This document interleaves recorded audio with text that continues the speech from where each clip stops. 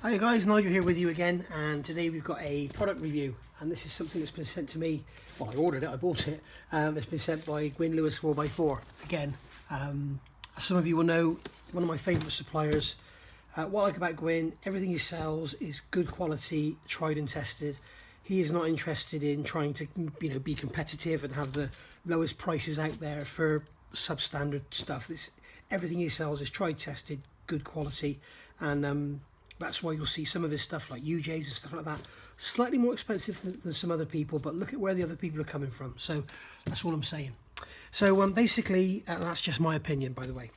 So what we've got here is a wading kit, as you saw from the title, and this is not just your ordinary wading kit with a few plastic push fit connectors and stuff. This is a very high quality kit.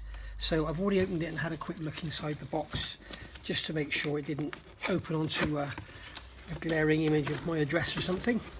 So let's get it out of the box. So we've got two bags there, and basically this is what we've got, and this is the full wading kit for a Defender TD5 V8 9110, Disco 2 TD5 and V8, Disco 1 V8, and a Puma 90 and 110.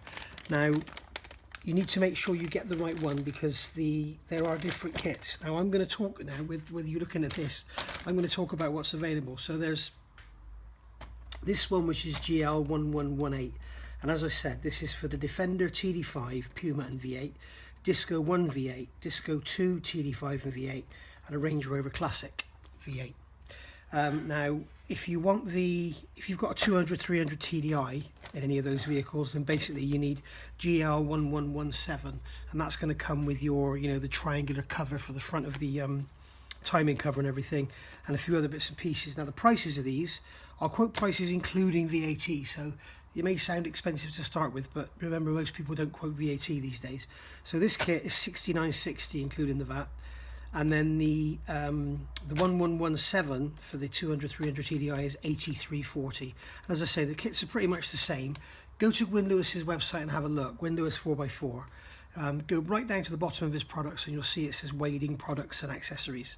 So yeah, have a look in there and you'll see the kits with their descriptions and everything, and there's a million different ways of fitting these as well, and he sort of talks about that too.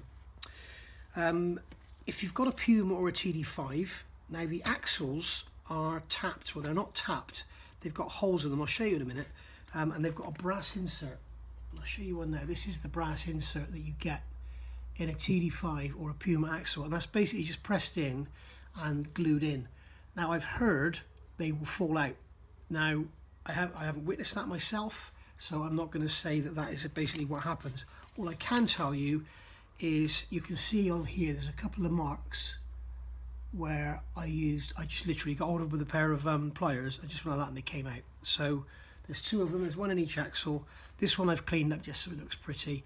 This one you can see has still got some of the sealant on it, or the bearing fit they use, but they're not particularly tight fit. They're just an ordinary plastic nylon push fit, and then, as you know, the pipe comes out and then it hooks over and it's got a cable tie around it, so it's there to be caught by anything and just rip out. So worth bearing in mind. So what you need to do, if you've got a TD5 or a Puma, you need to get these, and these are very high quality. They're not swivels, they're solid. You can use them with or without the lock nut, and basically this is kit GL1135, and they're 1968 including the VAT for the two. So what you can do is take the O-ring off like so, and then you can use this, put some PTFE tape on it, and I would suggest cutting this lower threaded portion off, because you've got a thread portion that screws in and then the same thread up here for that lock nut. So if you cut this off, then you actually screw that into your axle, PTFE, and you can just end up where you actually want it to be, because as I say, it's not a swivel. But you can see here, when you compare the actual 6mm push fit fittings, you can see this one is all metal. Sorry about that, dog barking, having a fit there. So you can see on this one, you've got the push fit fitting and it's all metal. When you compare it to the one that Land Rover fit, you can see this one is all plastic.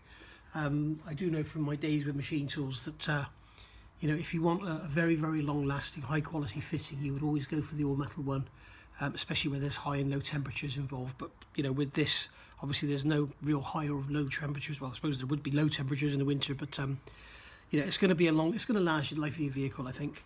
So, yeah, as I say, what I would tend to do is cut that off, and then you can screw that straight into the axle with some PTFE tape, and then you've basically got, you know, just end up with it pointing in the way you want it, and you've got a very, very low level elbow then that's not going to be catching on branches and stuff and twigs that are underneath your vehicle or hanging around or whatever.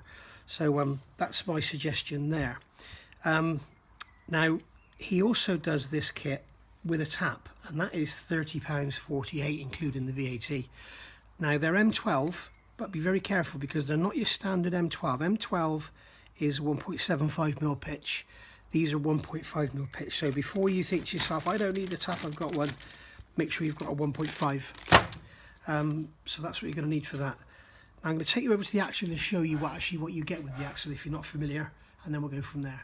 Okay, so here we've got my axle, and as some of you will know, I'm fitting this Terra Firma axle truss kit because I think it looks great. It doesn't fit very well, but it looks good. So basically, this is what you get. This is in your Puma axle, your TD5 axle. You can see there's just a hole there. It's about 11mm, and this brass fitting literally just falls in that hole. And you can see I can push that in with my fingers. I can pull it back out again. So, and that's with the paint in there as well that I've put on. This Corollas paint is fairly thick, so you know I can push that in, and I can pull it back out. So yeah, it's something worth checking, worth having a look at. You know, even if you don't want to go for this, check those, and if they are loose on yours, then perhaps bob them in with something else. But having a screw-in solution is far, far better, and also having the elbow coming up and out rather than having the plastic pipe coming up and down is going to be a lot better for when you're off-roading. So so that's why I got them, and as it works out, that hole there is perfect for tapping out the thread, and then you can, well, really what you should I think is about a 10.75 for M12 1.5, but that's perfect. You get a perfect thread cut in there, and you've got about a 6mm thick section, so it'll screw in there beautifully, and that's what I'm going to be doing. And as you can see, if you've got if you're thinking about these trusses, then when you actually fit that, then you look down in there, you can get to it inside. So I don't need to worry about cutting the lug nut off on the rear one, or the lock nut should I say, because there's plenty of room in there, and I'll just get a crank spanner in there and tighten the nut up. So and as some of you will know, what I've done, if you want to pinch the idea, I've got a hole in here so that the 6mm pipe can come through from the elbow, out this pipe, out this hole here, and then it's going to come up and around and then up into the A-frame. So let's have a look at this kit.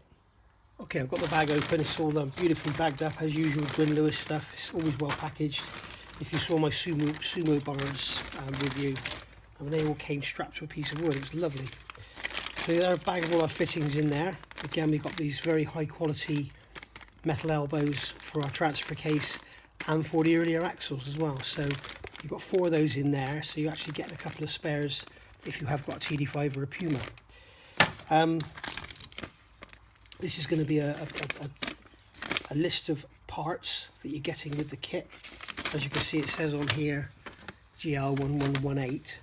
So we're getting a pair of early axle breathers, and then we're getting a pair of gearbox and transfer box swivel fittings. So the difference with it, if you don't know this, ordinary,